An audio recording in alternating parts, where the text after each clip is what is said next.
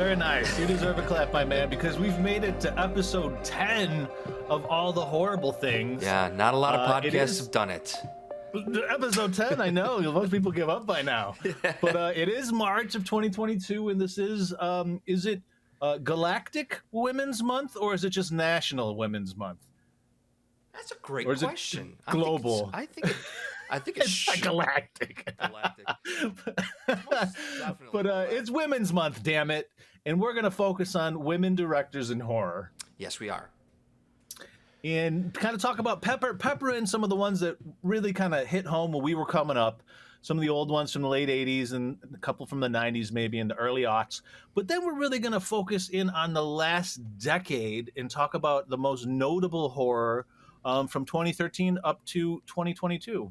And indeed, we've both watched one that was just released this week. We're going to talk about Fresh here in a minute. Yeah, how appropriate. It's called Fresh, and it's fresh in our minds. Very fresh in our minds. It's and fresh. Freshly cast, too. We have some up-and-comers, which I'm looking forward to talking about. Yes. But before we jump into Fresh, which of these horror movies directed by women hit home with you the most? These notable titles like Near Dark or Pet Sematary or American Psycho? Yeah. I think it's Pet Sematary, for me at least. I mean, I'm a huge fan of Near Dark, but I have definitely seen Pet Sematary more. And it may have just been, accessibility. Near Dark is not something that you see just even being played on like basic cable. When Pet Sematary, you could argue that Near Dark is a better film. It is. But Pet Sematary is just more popular, and I think that's why it hit home for me. Yeah, I think it's more accessible too. I think that's what makes me love Near Dark more, because I actually hadn't seen that old Pet Sematary until the last couple of years. I think when we were doing the Icon Showdown was the first time I'd actually seen that newest Pet Sematary. But Near Dark, all the way back to my undergrad, I remember seeing an independent film class because it was so genre bending. And you have Catherine Bigelow, who's gone on to win an Oscar for her direction. So this is her early days when I think she was at this time with Mr. James Cameron. They had a torrid love affair. And I think in the way there was a little bit of competition between the two. And I think there still is. There probably still is. You're absolutely right. But for me, I might go out on a limb and say it's my favorite vampire movie ever. And granted, it's been about 5 or 6 years since I've seen it.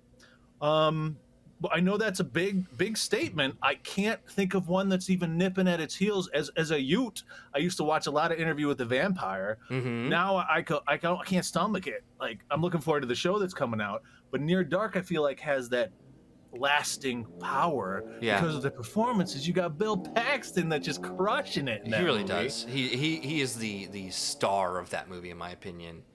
I mean, and I'm a huge Lance Henriksen fan as well. Oh my goodness! Yeah, yes, and you have even in The Mother. She pops up in Aliens, I think. She does, which is a really fun great performances. That's a fun Cameron to Bigelow. Right. Yeah, they clearly had the same crew, and just the fact that it was this from my perspective, one of the first really super horror genre benders with this neo-noir western that's one of the bloodiest. That bar scene where the vampires just tear up the bar, feast like you've never seen is, I mean, next to maybe Revenge, one of the bloodiest scenes. We're talking about Revenge later from 2018. I was like, this might be the bloodiest movie I've ever seen. But Near Dark does vampires so sympathetically because yes, they're horrible, they're awful, but at the same time, the lady lead, she's struggling with what's going on there, and bringing in her little cowboy, kind of sucking him into the crew. I just felt like it was a unique story. It kind of flipped stereotypical narratives on their head with the girl kind of how Buffy starts almost. The first episode of Buffy where you expect the girl to be the one that's victimized, but in fact the reverse occurs in that premiere pilot episode of Buffy.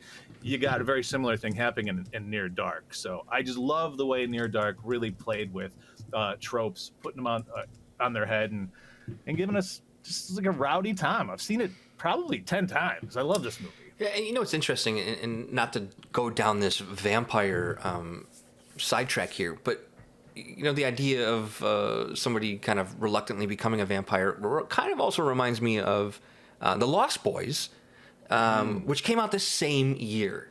Really? So, you can't say that one influenced the other necessarily. It's just, and certainly different, subgenres of the vampire genre, but similarly, it has to be. There has to be some sort of level of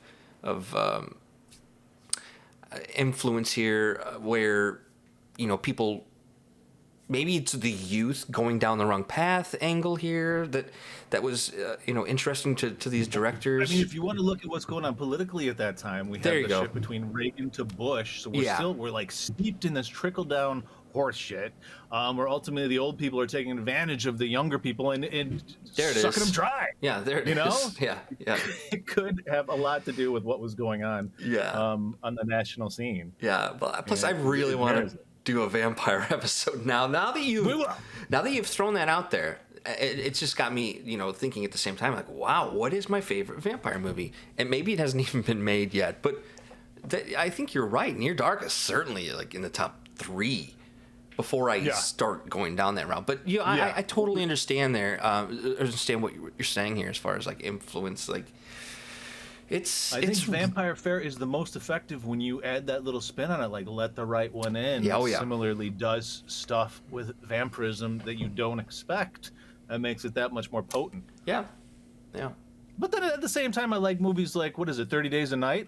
30 Days of Night. I was going to go back and say one of my favorite vampire movies is just Fright Night. It's completely different. And I think that's like 85 and this is 87. Not the remake with Colin Farrell, even though it has its moments. It does. That's it. Again, we can do an episode of horror movies that didn't need to be remade. But I like that. And I think you're spot on with saying Near Dark. So you're a Pet Sematary man. You like resurrection in a different way than my vampirism, which is similarly. But I gotta say, if we're going back to the it's 2000, 1999 and 2000 were like 2 of the best years for movies ever. This is fact. There's actually a book about how 2000 was the year for movies, and in terms of lady directors, American Psycho nailed it for me in 2000. I still revisit this movie. Mary Harron, I believe, was the director. That's what sold me on Christian Bale. Sure. It made Jared Leto tolerable because he had the axe to the back of the head. It was this groundbreaking. This movie and so confusing when the first time I saw it. Yeah. That I had to watch it again because I liked it so much, but still was not clear on what the hell had happened in that final 5th act. And I think that's so. I mean, you love the writer of the book, Chuck. Why can't I? Well, whatever. It's actually not Chuck Palahniuk, but I do love this writer. He's escaping my name right now.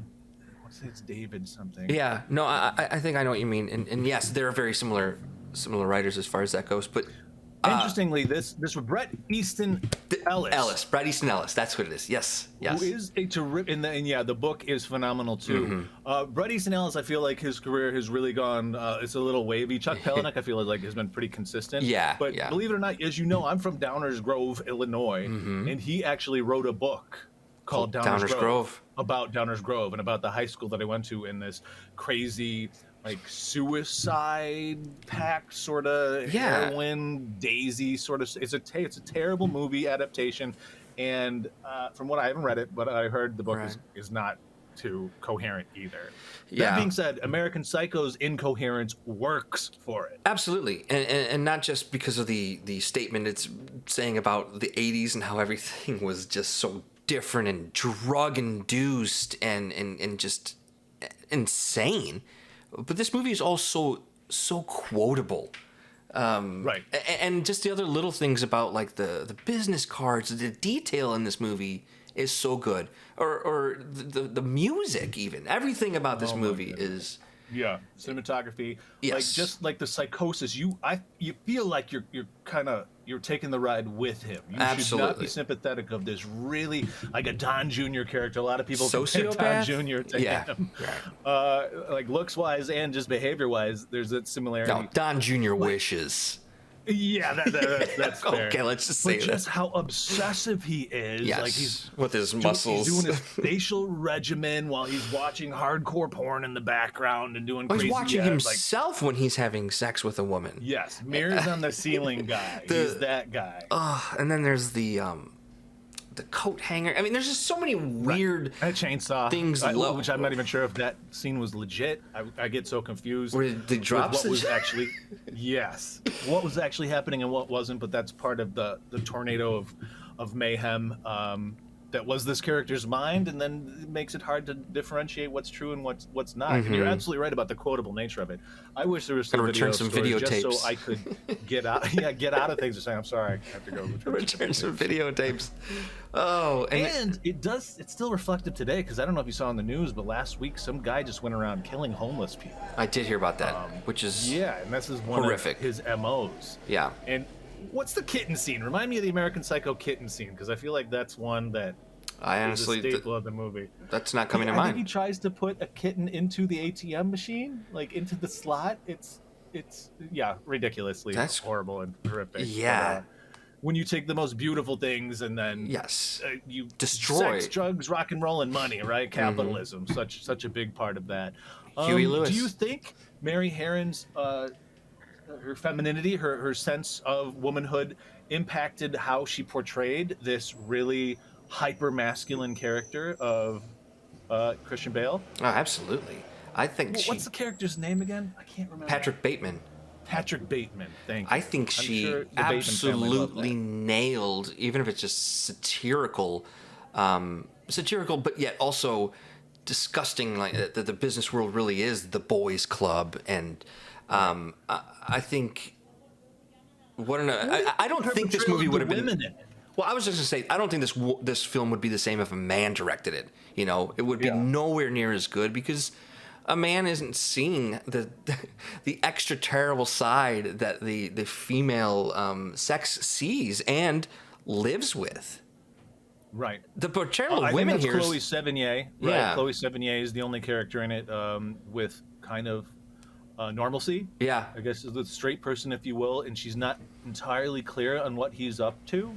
I think she's the only one that he kind of sacrifices to, or doesn't sacrifice, rather. Lets her live, right? She doesn't croak in it, from what I recall. Not that I remember. He's about to get her in the back of the head with the nail gun, but doesn't. But at the same time, you have the two women in the aristocratic realm that he's hanging around with, Reese Witherspoon and Samantha Morton, who are vile, who are just there, but they betray one another. There's nothing redeemable about either of their characters. And I think that's less about their sex and more about the class system. Okay. You know, I would say this isn't just about how terrible men can be. It's more about how terrible the rich are. Yeah. Yeah. That's a good point. And yeah, Chloe Sevigny is the working class. She's the assistant. Yeah. Yeah. Which thinks she wants a taste of it, but then when she does get a taste, it's like gross. But to give your female character, who has a voice in this, such a level head, but also is given like this, secretarial role that, serving man. Right. That's a good point. And then just the obsession with getting into these restaurants and stuff. Yeah. What's the fanciest restaurant you've ever been to? Like, I'm thinking. I don't even know. I know. Me too. I'm trying to get IHOP and Denny's out of my mind. I'm moving on to get all the joke restaurants out of my head, and then sushi place. I don't know. I'll certainly say this: I've never had to or cared to call ahead and put my name on a list. If you're not there to let me in within like the normal waiting period, I don't care. I don't want to be part of your club. I've been party to a reservation. I don't think I made it myself, though. But same. At the same time, there was some anticipation when it happens once in a blue moon. Yeah. But yeah, it's a struggle to. I don't like the idea of spending, and that's just the other thing is like just how money is so frivolously spent, and it's like I don't like the idea of spending a lot of money on food. Yeah. No, I totally get that. It's such a short. Joy. You get it? You enjoyed it and then you're too full? I do. Listen, I love eating. Don't get me wrong. I love eating. But spending a lot of money on it? And like, Speaking of which, today is St. Patty's Day, and you did mention there's a corned beef cooking in the back. oh yeah, you could smell it here. Two, in fact.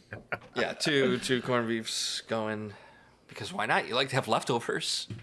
That's a good point. Yeah. You know what? Jumping from the food topic, let's jump and talk about the fresh one, the freshest of the fresh. Yes, because Just you were came out transitioning from food. This is a great transition. From food. We were This talking. is a good. Yeah. Speaking of food, There you go. Speaking of how food. about a nice steak of Melissa, as seen in Oh man. the new Hulu film Fresh, starring Winter Soldier. Sebastian Stan. Sebastian Stan. What did you think of his? I mean, he plays a bad guy, sure, in Marvel in the first incarnation of the Winter Soldier, but this is a different kind of bad guy. 100%. And if anything, I could see a lot of similarities between him and Patrick Bateman. You know. Yes. So I think there's a nice just Not only the connection character, but stylistically, I felt like they were kind of ripping off a lot from inspired by American Psycho. Yes. And just like where he lived and what his priorities were. Obviously, he's kidnapping women and slowly disassembling them and sending out care packages to all these rich, freaky cannibals out there. They've got the money to. What was it? She had like a human ball, like a meatball of human that he claimed was like $30,000. $30,000 for that meal. Yeah. Which was primarily because it's so interesting, though, that the way they show human flesh in meat form in this movie is so close to actual, like, food that we eat. Like, there's a part where he's in the refrigerator and he shaves off some it looked like prosciutto. It looked like prosciutto. It did. And I've never seen that. I've never seen, usually when you see cannibal movies, you see someone just like tearing through the flesh, or like Hannibal Lecter maybe. Still, when Hannibal Lecter was throwing parts of Ray Liotta's brain into a frying pan, it still looked disgusting. In this movie, Fresh, this was, I think, the first time where I saw something and I was thinking, why are they making it look edible? Yeah, really. You're right. It looked like you could pick up some Melissa at the deli. Yes. And that's part of what made it so freaking scary. Yes. What I did love about this movie is the female relationships. I felt like that was one of the strongest bits of it, the friendship. Absolutely. And the great bit with the guy who's supposed to be the savior. He seems like he's going to be the savior. Love that. The ex-boyfriend of the friend who's trying to save her, who ends up getting sucked into this horrible... Well, think of it this way. You've got this great cast of badass women. They don't need to be rescued. They don't need the hero man swooping in like to save the day. They didn't. And I loved that he just backed up. He's like, see this movie? I've seen this movie. I've seen this movie. I know what happens to me. Yeah. They didn't need him. He's just gone. Gone. Which is pretty funny because they spend a lot of time on him like tracking them down. Just I loved that payoff of him. What a great payoff! Leaving. Yeah, a really well directed, well written movie, and I believe her name is Mimi Cave or something along those lines. Yeah, Mimi Cave is the director, written by Lauren Kahn. Oh, okay. Mimi's from Chicago, it said, or she started her career in Chicago. Cool. Would love to know, what she studied here or practice here. What I really loved was that it took 30 minutes into the movie before we got our opening title sequence. Was that the latest you've ever seen a title? Possibly. Yeah. I was so shocked. The thing I loved about it, though, popped up when it did. It popped up when it did is when it shifts. And that first act, I think it may have been a full first act if it's 30 minutes, was a rom-com. And then it switches gears. It switches gears into a horror movie.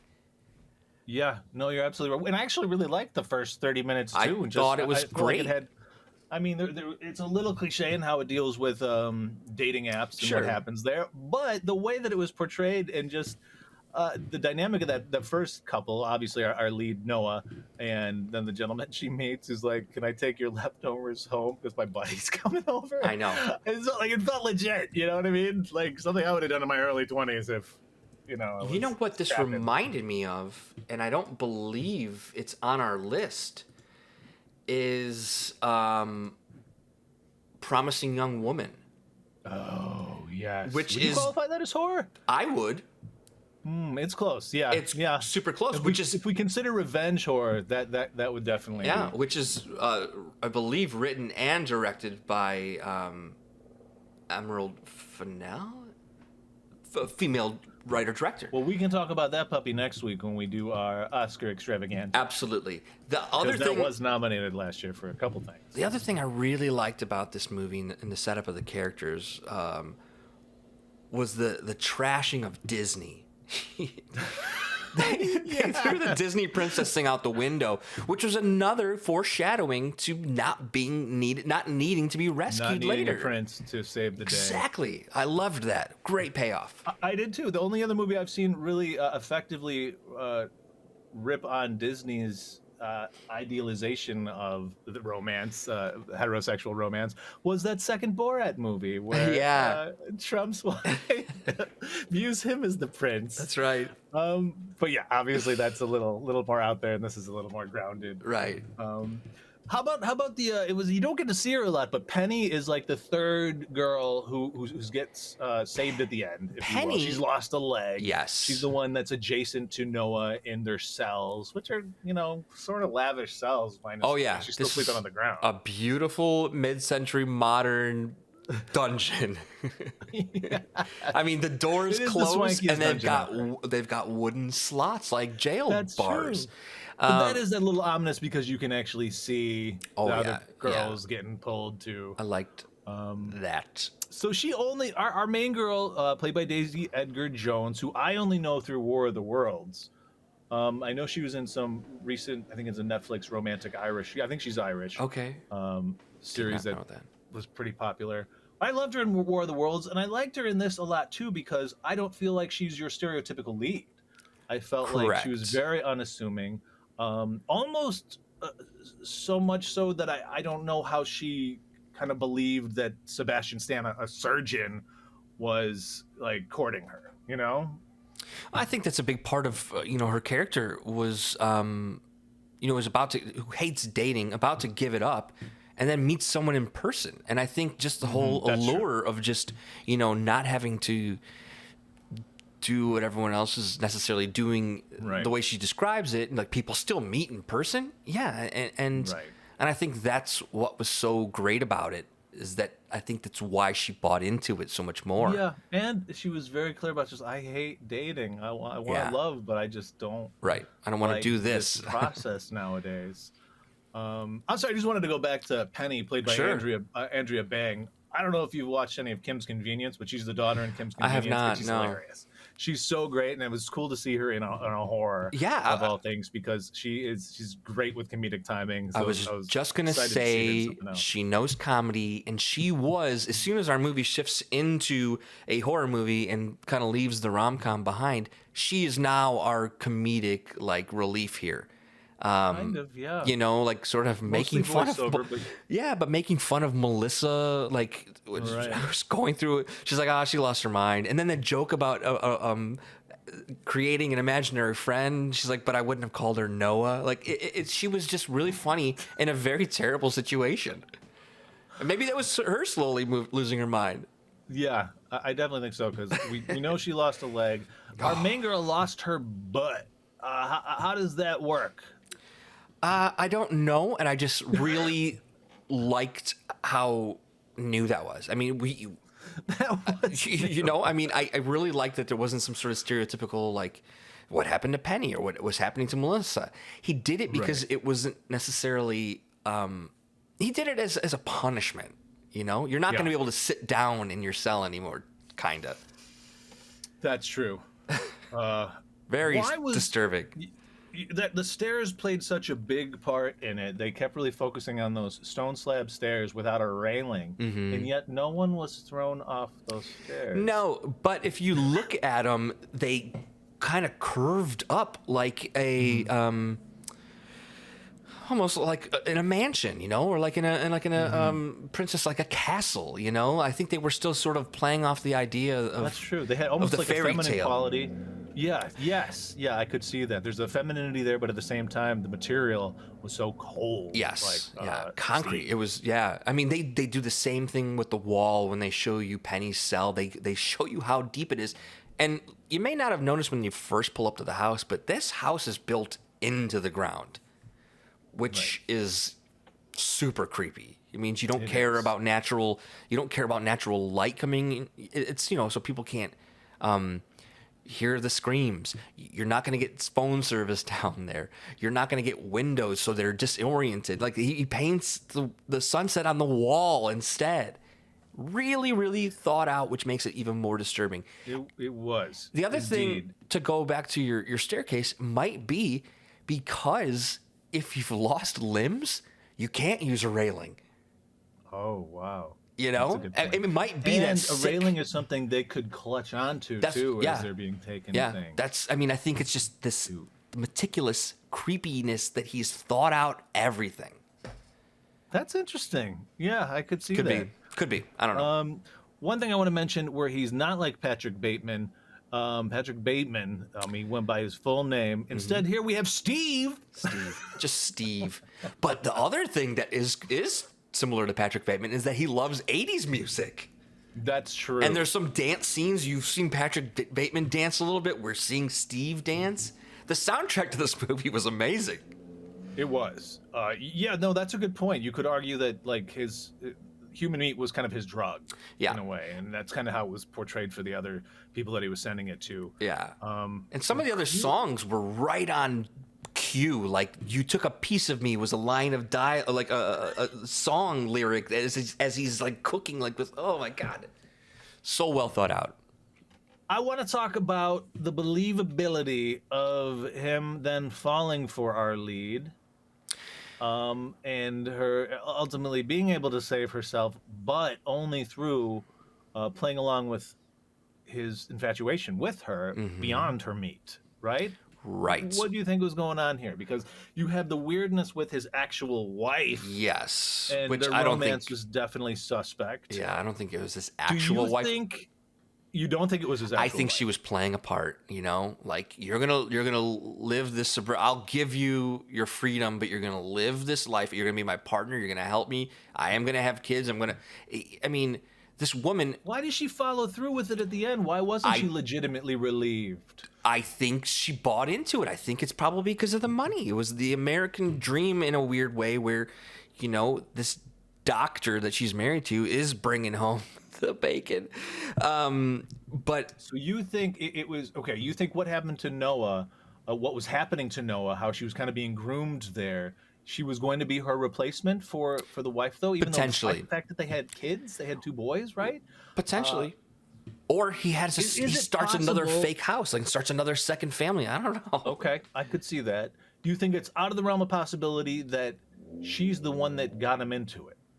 Yes, because her leg is removed. We know that what has happened to her. When she comes back into the house, she's triggered a little bit. She sees the blood. She sees the table where he wined and dined someone new. Yet, that was setting us up for this moment where you're like, oh, maybe she's going to be triggered and then like kind of come out of this spell. No, she's going to pick up right where Steve left off. I don't think Steve got her into it, or she got Steve into it, but I think she enjoyed this lifestyle. Okay, because we do get that moment with her in the bathroom where it does seem like she's lamenting her reality. Yes. So in that sense, I think that's probably the case, that she wasn't the one that. But it is possible. I mean, that like maybe she ate herself to begin with, and she's the one that got him into it. Because okay, so who's this guy that shows up with her at the end? Oh, he's the same guy who picked up the deliveries when. What happens to him at the end? I think he disappears. He disappears. I don't think we see. I mean, they were setting it up for a sequel potentially. Maybe, I don't know.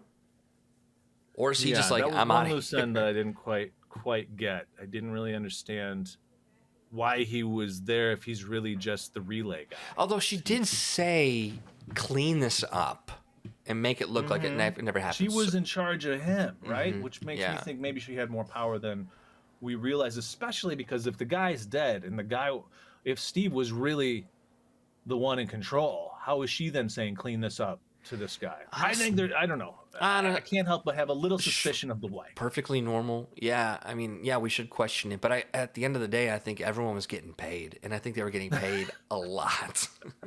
It's enough money to throw away your ethics and just kind of be like, we're getting paid, whatever. It's a business. Which Steve is also just a womanizer. That's a good point. Steve is like... It wasn't just his wife. The woman who left the note in the magazine, her stuff was in the wall behind the picture too. What happened to her? Clearly didn't work out. I think Steve gets so excited by the potential of bringing someone into his world. Yeah. And then, it was his demise. So like the perverse desire to corrupt her like he is. Yeah. Yeah, I could see that. I definitely could. Yeah, the stuff in the wall, that was interesting. It was for me it was just like, why is he opening up to her so much? I mean, you don't got a movie without him having that Achilles heel, but yeah, I think it's because I guess that's where I struggled the most. Yeah, I think it's like, he earlier they connected. They did. They both lost parents. That part could be true. But he also says, you're messed up just like me, or you're something along those lines. I think he's probably lonely. Yeah. It is made very clear that he hadn't slept with the other two girls that were in the dungeon. Yeah. Even Penny's like, you slept with him? Not slut shaming you, but that's... I mean, that does give validity to him legitimately being into feelings for her. Yes. Yeah. Okay, so I guess that you sold me on that a little bit more. Do you think a sequel's possible? No, I don't think so. I don't think so. I think, the thing about this movie that really made it, aside from our awesome female-led cast, was Sebastian Stan. I agree. Yeah, I don't think you're gonna. He got an awesome comeuppance, and so did his wife. Thank goodness for Molly, played by JoJo Gibbs. Oh my God, she was Molly, such a great character. when she takes that shovel.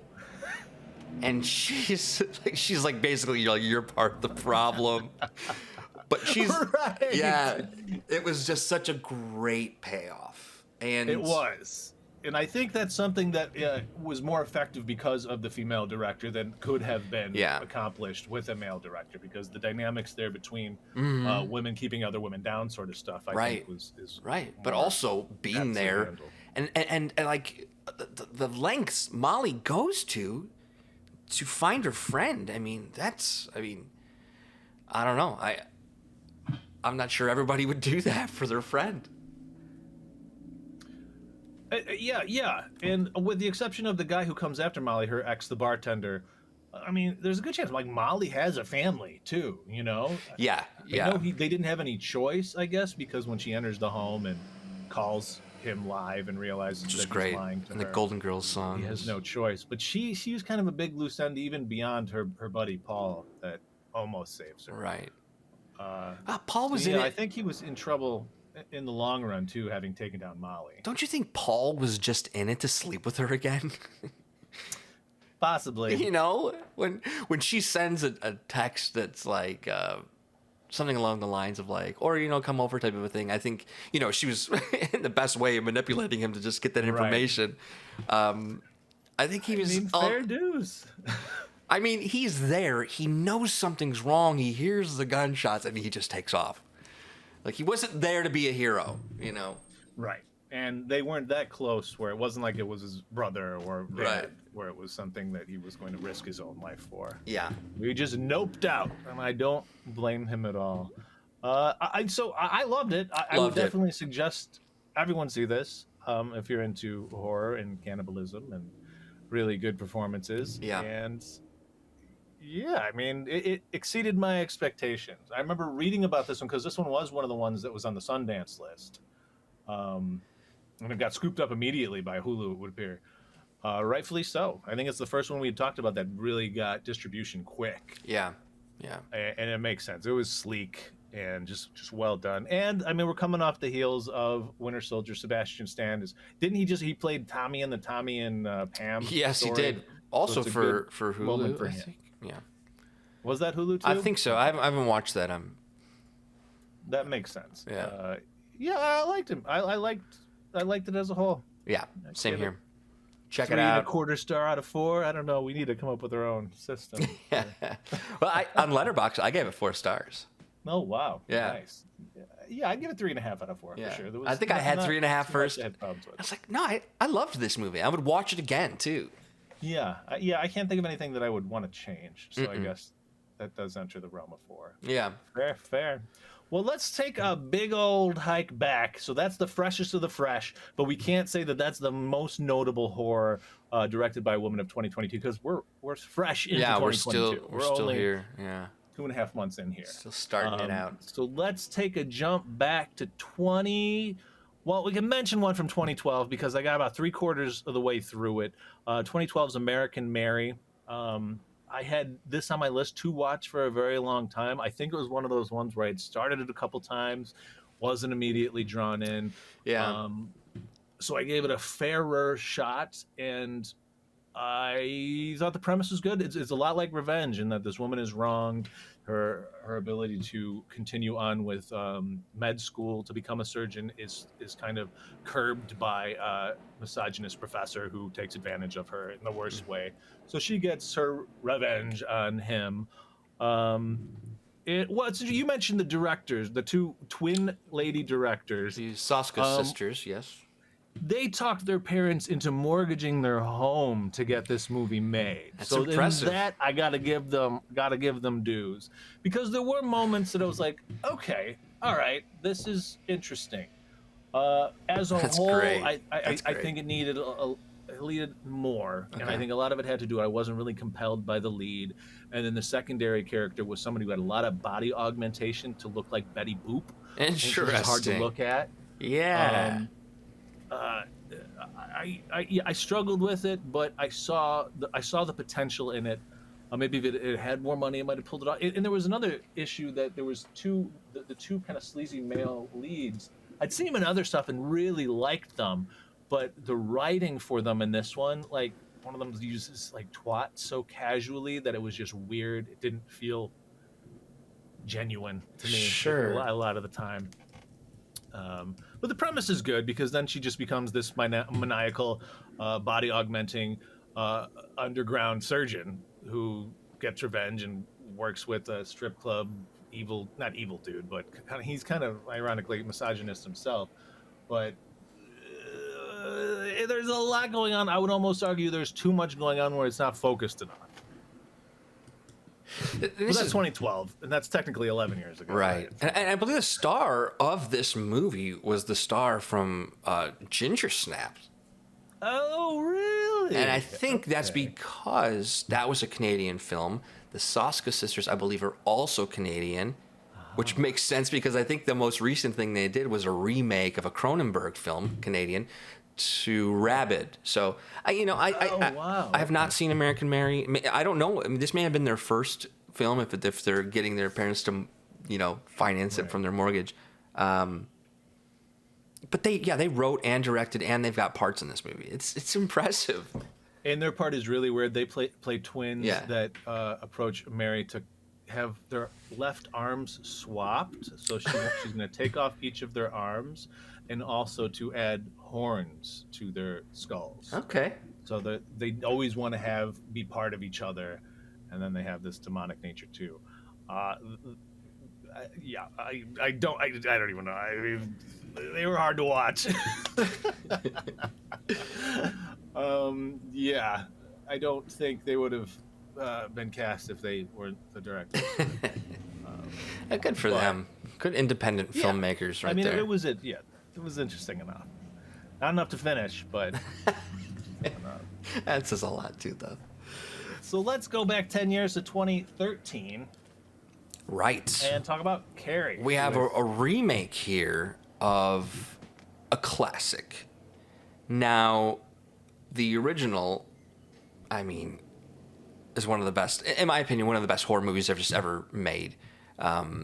based on direction, cast, practical effects. In the cast, you've got Sissy Spacek, Piper Laurie, John Travolta, William Catt. But we were talking about this beforehand. I don't think a movie like Carrie necessarily needed to be remade.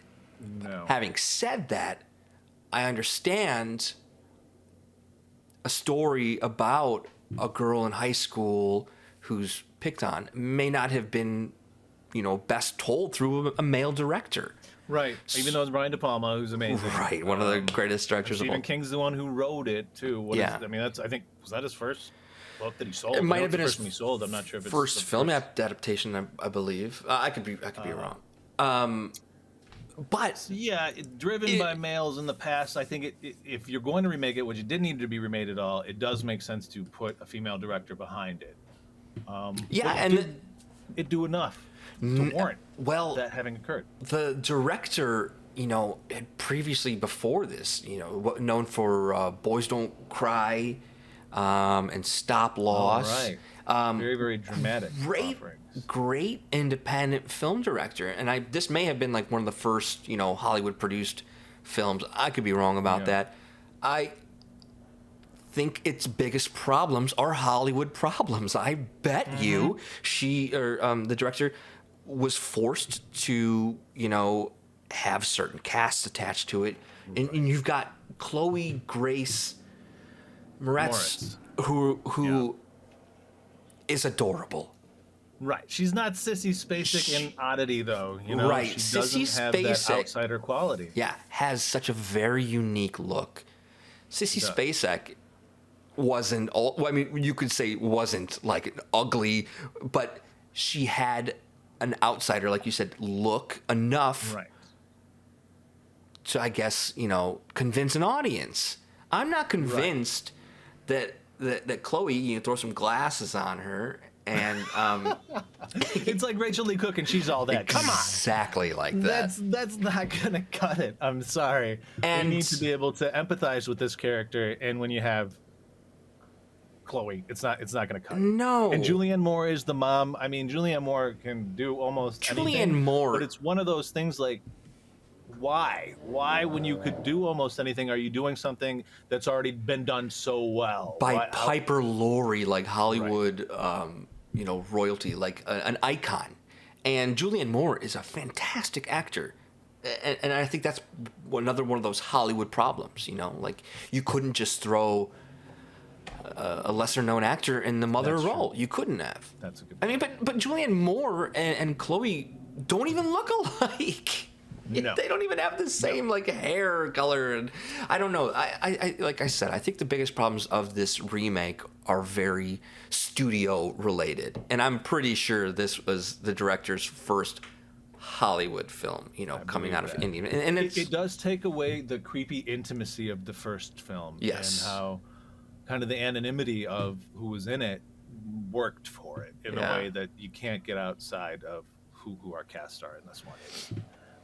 And you can't live up to that. You just can't live. Are we going to redo The Godfather next? You just can't do it. Right. And you've got what's his name? Ansel from Baby Driver. Ansel also. Oh, yeah. He's in this. I mean, this movie may have been like a good jumping off point for like young Hollywood actors to That's interesting you say that, because I reluctantly went back recently and watched Carrie 2, The Rage from 1999. Right. And that kind of was a jump off also for some young Hollywood actors. Mina Suvari starts it off by committing suicide in it. Right. She's considered a 4 out of 10 to these guys, and that's why she kills herself, because she's just not... She's being objectified so bad by these guys. And it is directed by a woman, this Carrie 2, The Rage. Mm-hmm. So that's why I wanted to give it consideration. But it's just so 90s high school-y, high school vibe. Right. And when she's doing something that is Carrie-esque, the ESP stuff, she switched to black and white. It was really kind of hacky. Film school. I felt like. Yes, film schooly to the max. But then you have Jason London as the heartthrob going after. That Carrie actually was outsider looking though. I will, because it's the daughter of Carrie in this one. I thought that casting actually worked. Like her performance, I didn't enjoy what she was doing with it, but in terms of look wise, it makes more sense than Chloe Grace in this new one. Yeah, I wouldn't bother with that. Go back, watch the OG Carrie. Maybe compare it to the new one, but you can skip the rage. And you can kind of skip the new one. You could probably skip the new one too. But 2013 was kind of the only other one that kind of made the list of check out is Soulmate, and I haven't caught that one yet, and I hadn't even heard of it. I've never heard of it. I don't know it. I'd like to think we would have heard of it. 2014, my man. Let's talk. Have you seen Honeymoon from 2014? No, but I'm very familiar with it, and I love the actor in it from Game of Thrones. Yes, Ygritte from Game of Thrones. Yes. Married Jon Snow in real life. Yeah, Kit Harington's wife. Interestingly, the director then of this 2014 Honeymoon went on to then direct all the Fear Streets. So she's the Fear Street girl. Right. I know you were a fan of the Fear Streets a little bit more than myself. Yeah. But I loved Honeymoon compared to the Fear. Honeymoon really knocked it out of the park for me. I'll admit, you can tell it's kind of early in what's her name? Egret's Rose something, right? Rose Leslie. Yeah, Rose Leslie. She's still kind of coming into her own. But in a lot of ways, it's like when we talked about last week, where there's the imposter, where she comes back after kind of sleepwalking, and the husband, because they're newlyweds, Changeling, but Changeling is absolutely right, because she doesn't remember things that she should remember, similar to the one that we talked about with the little boy last week in the Irish Hole in the film. Ground.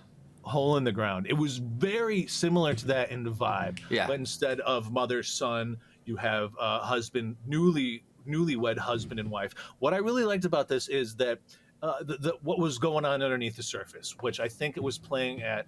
Do people change when you get married? Is the person the same as you expected them to be? False advertisement. It's taking it to hyperbolic realms in this one, but I thought they were both good enough that I was on board. I was compelled throughout the entirety of it.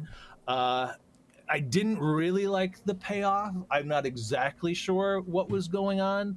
It might have been aliens, but ultimately she's not a changeling. She's just been changed, seeded by some creature or something else that lures her with a flashlight out into the woods, and then there's vampire bites on the upper thighs, which I think does then impregnate her with some weird wormy thing that he pulls out in a really graphic scene. From her lady bits, and it was worth watching. Let's put it that way. Yeah, it's on my list. It's mostly single location too, and for the limitations that it had, I really enjoyed it. I would suggest this one. I mean, especially if you are a Game of Thrones fan, it'll be interesting to watch her in such a different role. And that's not even the most well known from this year, 2014. I argue that the Babadook is probably the best known. Is that okay? I had that under 2015 because if that's Babadook wins whatever the hell year it's in. I thought it was. Oh, maybe I'm wrong. But let's talk about the Babadook because there's another one from 2015 that we definitely got to talk about. Yes. The Babadook. Babadook has probably been talked to death by a lot of people because it's that good. Yeah. You know. I mean, it's referenced in the new Scream movie as Right. Elevated horror. Yeah. Yes. I just really like this movie. It's like a back to the basics horror movie. It feels very much like a 1970s I don't know, like The Omen almost in a weird way, where the little boy is just terrified from this thing. The kid is awesome. Too. Yes. He has the fits in the back of the car, and her just degradation of sanity throughout the entirety of it is just so effectively done. Yeah. And the book, it's such an easy little trope there to use this book that's just dropped off at the door that ultimately can't be destroyed or whatever. But for such a simple prop, it hits so hard. Yeah. And the writer director has been, asked many times to make a sequel, and she's just no. I mean, she could, and people would love it because she's built this world and this character, but I love that she's choosing not to. Right. There's no need. I mean, ultimately, the underlying theme is grief, right? It's Yeah. she's lost her husband. Yep. It's impossible to. Her kid is like has problems, Yeah. and her problems are exacerbated by his problems, and she's just haunted by having been not purposefully abandoned. He didn't run away from him. He died. Yeah. But that's really like the underlying thing, and I mean, technically, that's him at the end. Is even there? What's your interpretation of the end of the Babadook? That's a really good question. I don't know if I have like anything like film analysis about it. I'm not sure. Honestly, Yeah. that's to me was the weakest part. I'm not Yeah. exactly. It didn't give me enough. Okay, there it is. I like some Right. ambiguity at times, but it went from being one of the scariest things I've seen to Oh yeah. Yeah. not so much when he's just at the foot of the bed. Leading up to the foot of the bed with the doors opening and her under the sheets, all that stuff is Absolutely. amazing. Just that last moment I felt was a little lackluster, and granted, I guess it helps her then kind of come back down to earth. But everything else up to that was just so scary. I felt like it was a little bit of a letdown. I mean, Still yeah, amazing. that's the hardest part about, just that the roller coaster of creating fear is there has to be somewhat of a release and ending point, and You're gonna have to forgive me because I got to do it once if we're talking about the Babadook. Babadook. Someone's been practicing. Well, that wasn't one of my best, but yes, I do often do that to myself. Yeah, that's fun. That's fun. No, and you know what? You said it right. Like, a lot of people have talked about this movie. It's just good. I haven't revisited it in a long time, and I probably could now. Yeah. There's been some years in between it, but this next movie that Definitely 2015. yes, it is. I probably watched this a couple years ago for the first time. Someone's just like, "Oh, you haven't seen The Invitation?" The Invitation. And I loved it. I loved this movie. It's so good. It's so unassuming. So I did not good. expect it to like it as much as I did. I had no concept of what it was going into it, and was just so pleasantly surprised by the cast Yep. too. Everyone's good in it. There's like no weak link at all. No, there's not. Particularly, I'm a huge fan of John Carroll Lynch, who's like the big bald guy in it. That's the friend of the guy hosting the dinner. Anything he's in, he's great. I mean, he's frequently in American Horror Story seasons. Yeah, he's the clown, Twisty the clown, or Twisty the clown. Yeah. And he's in a lot of those seasons, and always is really compelling. And this one, it doesn't let us down. Right. It's the very mysterious vibe why he's there. He tells this story about how he ultimately accidentally had killed his wife and gone to jail with it. It really kind of changes the whole feel of the film the second he shares that story. Yeah. But we can kind of get like a cult film here, right? Absolutely. That's exactly how I would just classify it. And what a weird setup, though. Like, who goes to their ex's dinner party, Well, yes, I had problems with that, except for the fact that they lost the son together, and this is all about getting over having lost the son, similar to Babadook. Good year for it to come out. Yeah. It makes sense for him to go back after having been apart from her for so long, after she had tried to kill herself, and he kind of saved her, and they have this shared grief with the son. Yeah. But she's moved on by the power of the cult. The cult, and the actor, another Game of Thrones actor, the character David. Yes, Michael Huseman. Yeah, he's great in this. Who's he in Game of Thrones? He ends up being Danny's like, he's a seventh son. And my goodness. And he's got a little bit longer hair in there. I can't think of his name. Dan Dario. Oh shoot. What I remember him from the most is Haunting. Dario Naharis. Sorry, there's what it is. Oh, there you go. Yeah. What do you remember him from the most? You said he's the older brother in Haunting of Hill House. Yes, the newest one. Yeah, and that's a great character too. Yeah, he's very effective. And I think he has the ability to really get lost in the characters too, because it did take me looking up to see what else he was in it. He's amorphous in his nature, and he's very smarmy and charming too. Like, just like Right. Charming, fine disarming, line. I guess is the word for everyone but our main character, Yeah, Will. Logan Marshall He Green. disarms everyone else, even to the point like, what's the word next to pulling out an acoustic guitar at a dinner party? Yeah. The next worst thing you can do is pull out a laptop and then show somebody dying, Right. essentially. Yeah, it reminded me of getting culted away. Yeah, Faces of Death. Remember those? Yes. Yeah, it kind of reminded me of like, I don't want to watch someone die. Right. And you know what? The bit players were great too. Like, Michelle Krusik as Gina was really good. They keep waiting for Choi to show up, her husband. Choi, where's Choi? Where's Choi? Yeah. You think he'd been offed prior, but then of course he does show up and then shot when they don't drink the juice. Right, man. The poison. It was a surprisingly good movie for a single location. I will say there's no really likable characters in it. You're right. Everyone's got their flaws. I agree with you that David's charming or disarming, but I don't like him. No. No. You don't want to hang out with him.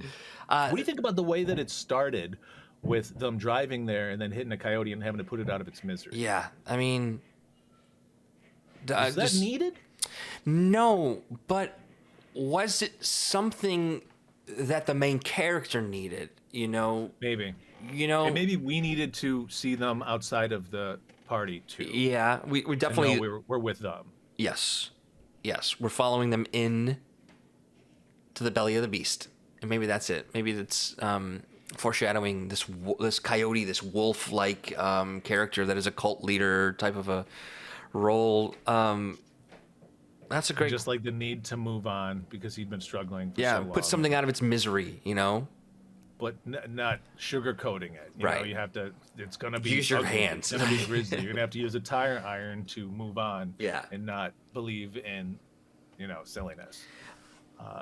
Just Very effective film that went under my radar. I didn't hear of it until we started looking up female directors for horror. Yeah, and this director, really quick, Karen Kusama, I think it's pronounced Kusama.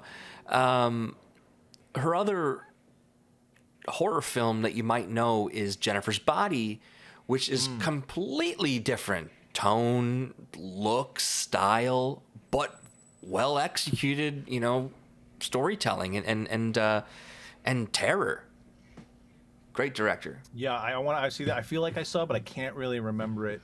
I think it was one of those ones I wasn't paying attention proper. Yeah. So I'm going to return to that one. But as you mentioned, it does have Megan Fox, and I think that does turn people off a lot. Yeah. I've got no beef with Megan Fox. I think it was... No beef with her, but does she create characters? That's what I'm hoping in Jennifer's Body. We see a character, and it's not just Megan Fox. I feel like is her kind of MO.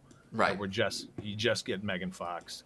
Even I'm an April O'Neil fan to the max, right? Oh yeah. She's not my April O'Neil. No. Just put it that way, No. Definitely not. Give me that '90s version over her anyway.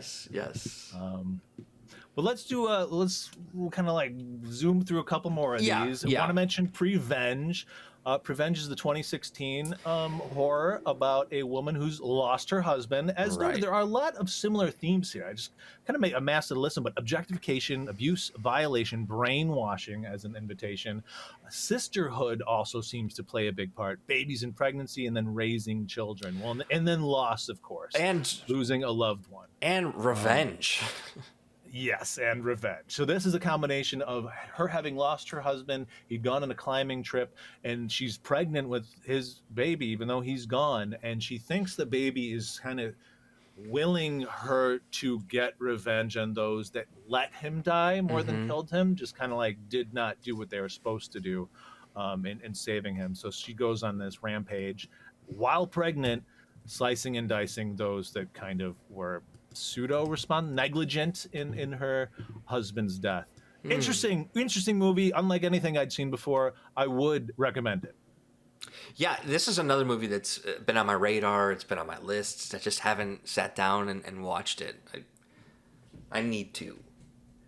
Yeah, I think you'd enjoy it. Next is another one you haven't seen, which is definitely my favorite of 2017. I bet you like the one that you got highlighted here, but Raw is a French film. Yeah, I just recently watched, and like you with Prevenge, I'd been wanting to watch Raw for so long. Right, I same think here. I'd gotten a Yeah. copy of it without subtitles, so I started and was like frustrated, but I finally got a hold of one with subtitles, and it blew my mind. It better than Fresh in a cannibal film. It Sure. was Yeah. better than Fresh in the way that it dealt with eating people. Yeah. Because you have a girl going to veterinary school, and she's getting hazed, and she's herself A vegetarian, a right? vegan, Or vegetarian, vegan. Yeah. and she's forced to eat just a little bit of a rabbit's kidney, and that just sets her down this spiraling path of chomping on It's great. flesh. It's great. But what's interesting, and I didn't know going into it, it's really about her and her sister more so than just her, because her sister's a couple years older than her at the school, and kind of the one that kind of pushes her into doing these things that she otherwise would not want to do. And it really becomes this weird rivalry between the two. I mean, at one point, while her sister is trimming her pubes, she accidentally cuts off her finger and passes out with the blood. But then our main just like picks up her finger and starts to chew it. But the sister's like totally chill with it when she's back, and they blame it on the dog. And she's like, "Oh, Classic. You're like me then. Let's start Team eating up. more people Let's together." team up together. To the point like where the sister's like method of doing this is running out and forcing cars to crash, and then going and like sopping up the blood of the people that crash. And it's really a fascinating, unique movie. Yeah, I have no excuse why I haven't seen this one. You got to see Raw. You got to see Raw. But I'm assuming you liked Cargo from that year. I did like Cargo, and I think it had been. Well, it was a short film. There was a successful short film years before this came to fruition or creation, and I think it had just been on my radar where I was like, when are they going to make the feature? And it finally came, and they had Martin Freeman attached to it, and I just thought his performance was so good.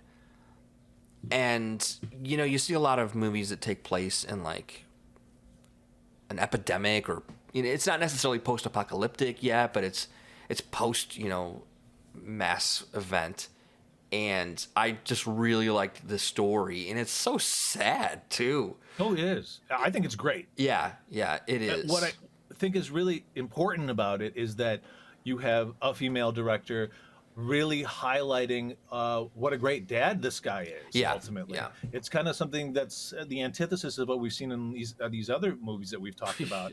We have a very, very sympathetic father who's willing to do anything to keep his child from harm, because of course the mother passes away, zombifies pretty early in the film. Yeah, and in fact, out of all the movies that we've talked about today, he might be the best character as far as The nicest. the nicest. Most redeemable. Yes. Yeah, this was like a straight to Netflix film, and I think it would have been more talked about if it was like it had gotten like a theatrical release. Yeah, I would have been compelled. It took me a while to be able to find it. It's Australian, right? Yes, but yeah, Australia. it's set in Australia. Okay. I struggled getting a hold of it, but you're telling me it went straight to Netflix. I guess I didn't realize that. Yeah, it was a straight to Netflix release. But it's beautiful. It's cinematic. Definitely worth watching. And Martin Freeman, I mean, he's always fun to watch. Hey, and he can do everything. He can do everything. He can do, and he has. He's done comedy. Yeah. He's drama, horror comedy. Yeah, the guy's great. It's great. Yeah, I'm with you. I like Cargo. The only thing that I would argue is that Raw is a little more unique than Cargo. We've seen a lot of the things that happen in Cargo happen in other movies, despite the fact that you do have this very sympathetic father. Yeah. I totally love Cargo, but for 2017, Raw's taking the cake for me. I'm sorry. I get it. The meat cake. Speaking of revenge, let's jump to 2018's Revenge. Yeah, this movie. Another French film, right? Or is it Italian? No, I think it's French. I know the lead actress is Italian. I felt like the language was French to me, but it might have been Italian. I'm gonna have to look that one up. Either way, we have a European film here, Revenge, in 2018, that knocked my socks off with how good it was. Yeah, and I couldn't believe I hadn't seen it. Yeah, and this was, I believe this was something that Shudder had picked up. So when it like came to Shudder, I think I may have watched it that opening weekend that it was released here, and wow, from start to finish, just what a tale of survival. Like, such a transformation of a character. oh too. my God, what a badass, and what a just horrific setup that, you know, this guy, it's his mistress, I believe, right? Yeah. That he brings Yeah. here. And Brings then his mistress on a hunting trip with these two other goofballs. yeah, who are just not goofballs, Scummy. scumbags. But in different ways. One is more the lust, the other one's more of the sloth. Yeah. You know, because the Yeah. other one, the way he gets his comeuppance is because he kind of lets her be taken advantage of by the lustful Yes. character that shows up. She then, when she gets her comeuppance on him, she stabs him in the eyes 2 times. It's like, you watch this happen to me. Yeah. So the way he died, I felt, was really appropriate for how Yeah. he was portrayed early in the film. And they were all really well-rounded. All these 3 men are just horrible guys, but they're so well constructed. Yeah, they've got their own, you know, their own fighting force, if you will. They do. You know? They do. And it's ironic how, like, the guy, obviously, he does take advantage of her, but he's the one that's, like, the most sorry after the fact. Right. Yeah, what a Which I didn't see disgusting, coming. yeah. Yeah, no, you're right. You shouldn't, and it's just a really terrible trait for somebody who like the thing he did, and the guilt got him the quickest. It's animalistic, you know. It's being driven by the animal side and not having self-control or restraint.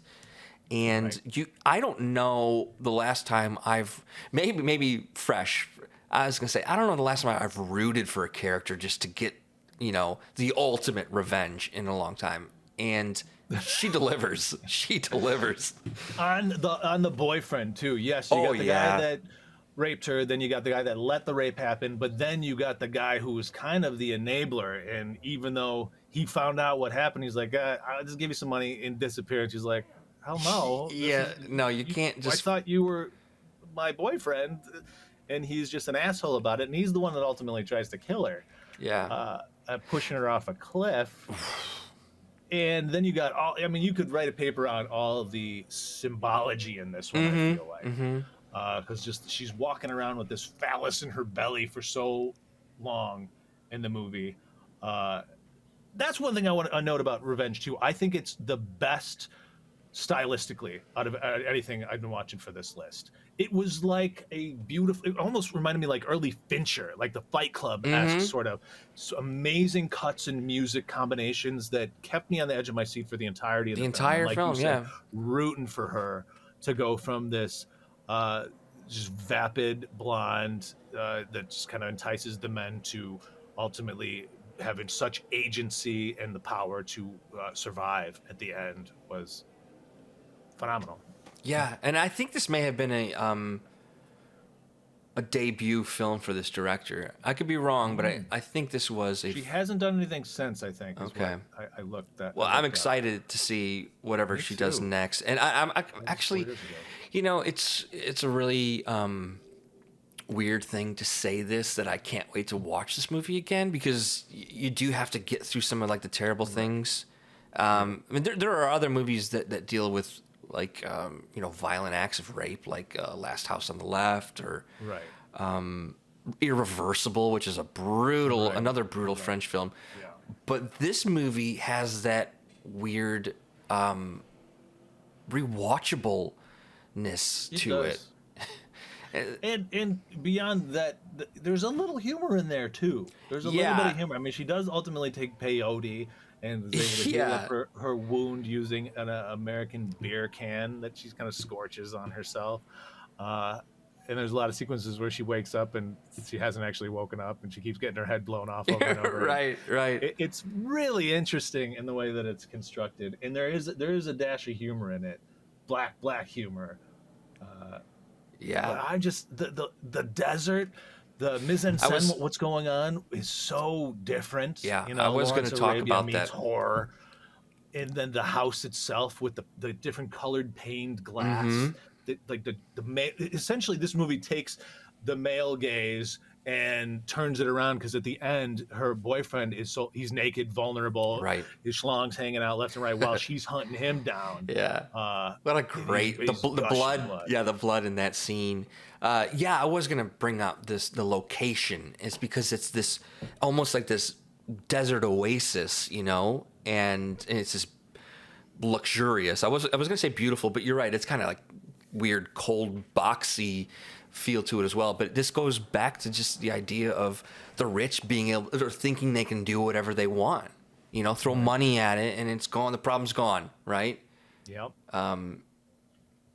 But I guess the setting is so great because it's it kind of, you know, it really plays into that single location for horror, but it's also just forces you to be. It's not in like a forest. It's literally in the middle of a desert. There's no escaping this. You can't just run off. Right. Yeah. One of the best lines in it was, "The desert, it's sublime, unless you make a mistake, and then it's merciless." Yes. Yeah. So that just hit it on a T. Yeah. What a great movie, though. That takes a cake for 2018. 2019 for me wasn't the strongest year for lady-directed horror. I got The Lodge as my most notable. Yeah. Yeah. The Lodge is a good movie. It's good. Yes, it's good. It's good. That's one I don't need to watch again. I mean, No, I'm with you on that. Yeah. Just kind of another weird one where you're kind of questioning like what's going on. Right. Like, is this and happening? again, with the brainwashing, the Catholic influence, she had been part of a cult in the past, and that having been influenced. And then the kids gaslighting her is the most compelling part of it, where she doesn't know if these kids are telling her the truth or if they're just messing with her, because ultimately she's going to marry their father, but he has to go back to work, so she's stuck at this lodge out in the forest where there's so much snow. You just feel so isolated, very Shining-esque. But then the kids, they just start messing with her to the point where cruel. They crack her. Yeah, very cruel. Now imagine like if Danny Torrance was poking the bear, making his dad Jack even crazier. Here we go. That's what's going on here. Yeah, that's a weird one.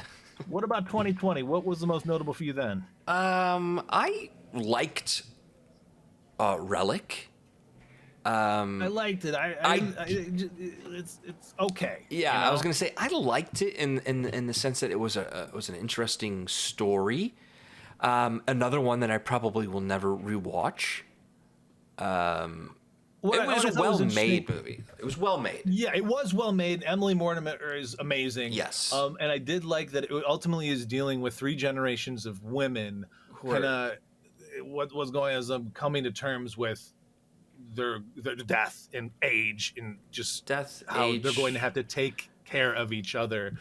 Their memory, yeah, I struggled relating with it because there wasn't relationships that I was familiar with, I guess, because you have the mom, the grandma, and then the grandma and the granddaughter. Yeah. There's stuff I didn't quite understand. There's probably nuance there that I was lost on me. Mm-hmm. But you're absolutely right in that the production was really well done when they're crawling through the wall. The set is amazing. Yeah, it's like a haunted house in a weird, kind of get lost in there. Good performances. Mm-hmm. It just, I didn't feel like we were getting anything super new.